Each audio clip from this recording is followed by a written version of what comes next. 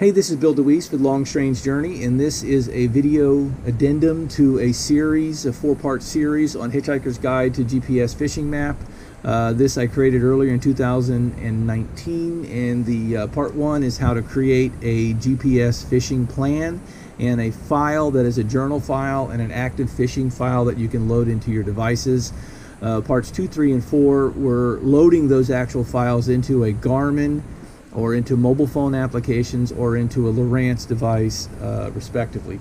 And tonight's video is an addendum to this. When I created the first video, we were using Google Earth Pro. It's still one of the best tools for doing this and managing the files and exporting them and getting them ready for conversion. However, I find myself less and less prone to using a laptop. I'm almost doing all of my planning now on the mobile phone, and I'm just going back to that laptop just to convert it over to a MicroSD card to be loaded into my Lowrance device. Tonight we're going to show some way to get around that real quickly, and for that I'm going to introduce a device here. I'm going to bring this up in shopping list on Amazon. I'm looking at this. This is the FixGet memory card reader, SD micro card reader. Now there's nothing magical about this. This is simply a USB and a micro USB card reader adapter for micro SD and SD. So you can take any SD card. This is just a simple SD card, and you can load it into here as you would. You could also go in through the SD adapter. Most of these come now with an adapter. And what this does is this lets you get, my laptop no longer has an SD card reader, so I can use this to go directly into my laptop. But I'm going to show you one other gadget here for about $7 or $8, and this is the USB-C to USB-A. I originally bought this to work with my wife's MacBook Pro for getting my GoPro and my external portable drive. But actually, this mounts to here, like so. And it lets you interface to the USB-C on my mobile phone. So now I can read directly. You have some ways of inserting a micro SD card, but this is a very fast thing. I keep this in my ditch bag on my boat, along with my spare GPS, along with my PLB and my VHF radio and flare. And so all this is kept on the boat, so I can quickly, if we're planning a trip and we stop at a diner and we're pre-trip planning, I can use applications. I actually prefer Backpack Navigator. I've used this app for a long time. Google Earth on the phone has some limitations about getting data and saving it.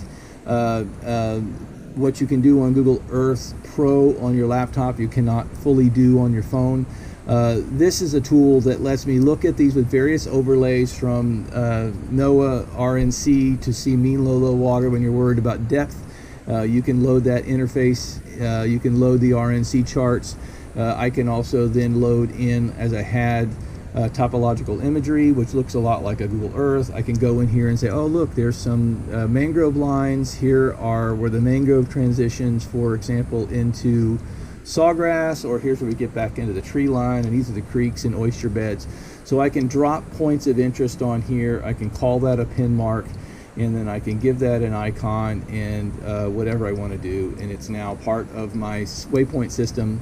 And then I can go and I can share this data, and more importantly, I can export it to GPX, KML, or KMZ.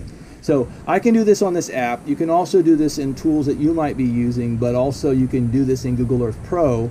But the ability to do it all on the phone is where the value is, and I can then now save and export this onto the file system or to Google Drive or anything. And now you'll notice, since I plugged all that in, I've got a USB drive mounted on my phone.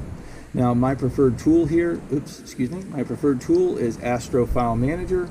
And so if I go now to my internal storage on my phone, and I've gone like what's shown in video 1, and I have created the GPX file, created the KML file, and I'm now going to download that from Google Gmail or whatever tool. It's going to get it on my phone. I can now take this on the water or in the diner, so to speak. I can copy it.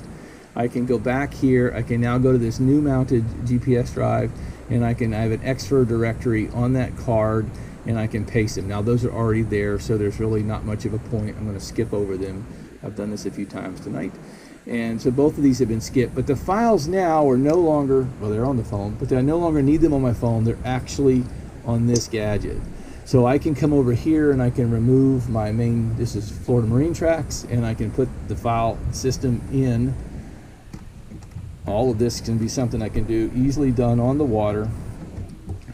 And now I can go in and select the file system, storage, memory card, XFIR, and under XFIR I can import the GPX file. So what we did then that day is, the killer mistake that I made is I created all this wonderful rich data and I totally forgot to import it in. So we didn't have any of this information on the water that day because it was never imported in. Now, keeping this on board the boat in the ditch bag, the ditch Pelican box, I can move this data on and off, and as I fish I can integrate this all in together so that I get data that I've pre-planned and data that I've learned in the day of on the water. So this is a quick video on using this gadget. I'll put a link to both of these gadgets and a link to the video series. If you wanted more information on the video series, I'll put a link to this playlist so you can see what we're talking about. And these gadgets, which I'll link in there as well, allow you to quickly do this. Now, a couple of caveats. I don't know how you would integrate this in to an Apple. I don't use Apple products except for my wife's laptop. I don't use iPhones, so if there's a lightning cable that lets you interact with a USB-A, that's the kind of device you would need for an Apple product. I use Samsung, and so I'm just looking for a USB-C adapter. So this is the gadget. I'll link them to them. If you have any feedback on using this, and if this is helpful, let me know. If you have insight as to how to do this, what kind of gadget like this or like this you would buy for Apple, please chime in, and we'll have some additional information for that. Thank you very much. Hope this helps.